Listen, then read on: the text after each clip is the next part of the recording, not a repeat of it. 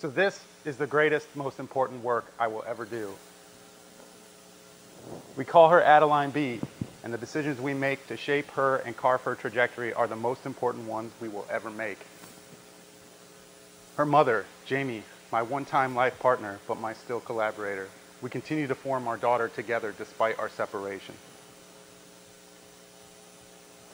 Maybe art making is great preparation for parenting, to work as hard as you possibly can on something that will never make you any money and will sometimes break your heart in half, but will also fill you with more joy than you will ever find anywhere else. Ada on her skateboard swing in my studio, asleep in my arms on Christmas Eve, and beaming on her 6th birthday. She will not be perfect, but like my art, she will be a reflection of my hard work, my successes, my failures, the beauty this world has to offer, and also the tragedy that cannot be avoided. She is my mirror. Double Dolphin Playmobil Dog, a drawing that Adeline and I did together. And this is where my two practices meet. So I don't actually live in Toledo. This is my space, about 3.5 acres, out in the country, 45 minutes out. Jamie and I failed dream at a life off the grid that remains my reality. Still beautiful, but completely underwater. My studio, complete with junk pile and sometimes functioning yard tractor. Still white hot and glowing, covered with so much galvanized steel that even Warhol would be jealous. Its sole purpose, to create art with the fewest amount of restrictions possible. Sculpture, painting, installation, performance. Whatever the method, whatever the medium, it's all meant to happen here. And it's usually like at least this messy. So this is the first door I walked through in Toledo that I felt like really opened for me after moving back from New York.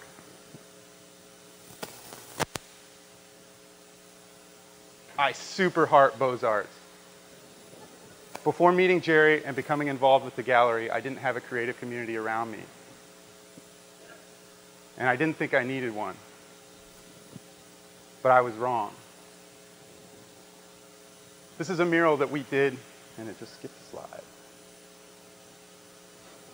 I guess it's going to go without that slide. This is a mural that we created for Beaux-Arts space at Autonomy. It's 8 feet by 24 feet. And even if the colors matched your couch in your living room, it wouldn't fit over it. And none of us were really interested in selling it anyway. We are all preoccupied with creating things that engage visually, share our experiences, and making things that we ourselves have never seen before. Much more so than being rich or being famous or being successful, even on conventional terms. And they're flipped.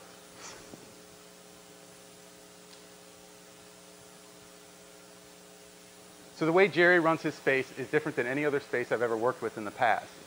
Most galleries curate work for shows, but Jerry curates artists and then trusts them to create their own shows. This is Anthony, the sometimes, though not often, silent partner of Beaux-Arts. Together they work harder than most people I know, and maybe someday they'll turn a profit, but I believe they'll continue to do what they choose regardless.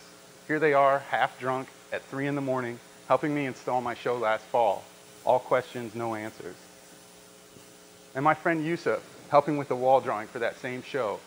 A 40-hour drawing in graphite directly on the gallery wall. And here's Yusuf painting over that drawing about a week later in preparation for the next show.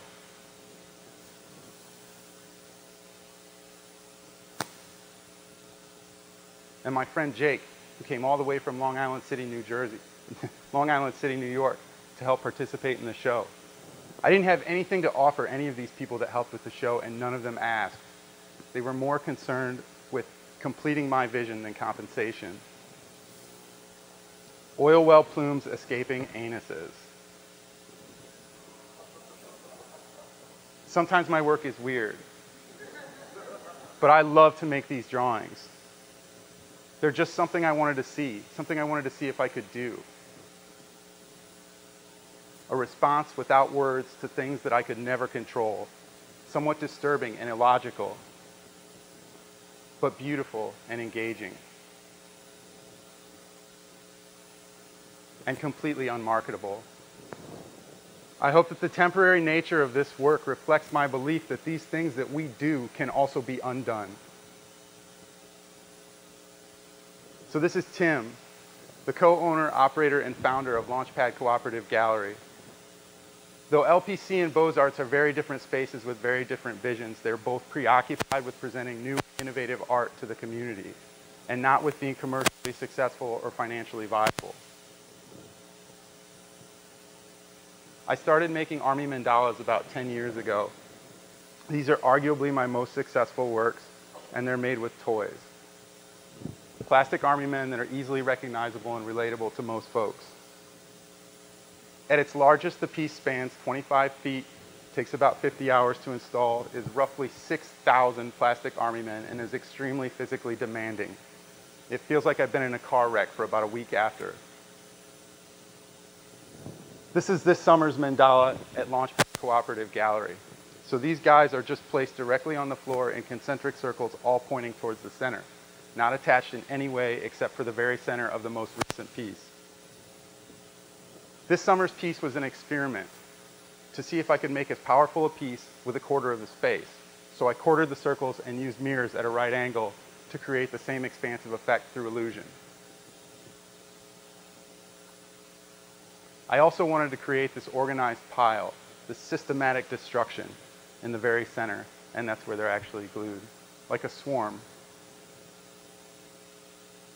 This is a shot taken by Eli and then Instagrammed. One of my favorites from the show.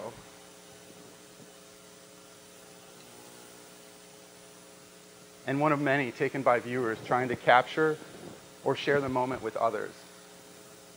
These site-specific and temporary pieces are related to things like meteor showers or sunsets, things that will never happen in the same way in the same space again.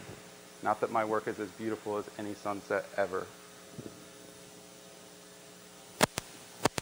My sculpture, Free the World, Fuck the World, Whatever, Monarchs on Milkweed headed for Mexico, installed this summer at Beaux-Arts' 4-year anniversary show. A piece created entirely of altered found objects, a mashup of culture and nature, of elation and decimation,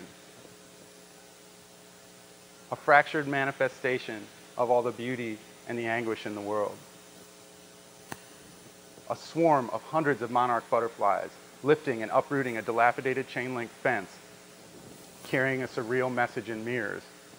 This faceted manifestation of how each of us lives. So this is art making in the age of the post-production patron, unguided as it were. And these are the things I think, not the things that I know. These are the things I believe in. I believe in autonomy over profit. I think that there is joy and freedom in it. I also know that it's filled with frustration and self-doubt and struggle. But I do these things because I can't do anything else. Because I believe that somehow through my work, I can change our collective trajectory. But what if we all live like this? What if we chose our passions over our paychecks? What if we chose our friends over our bank account? I don't know. I don't have the answers, and I'm not sure that my way works. All I have are these questions, these reflections, and my naive utopian vision of how the world could be different.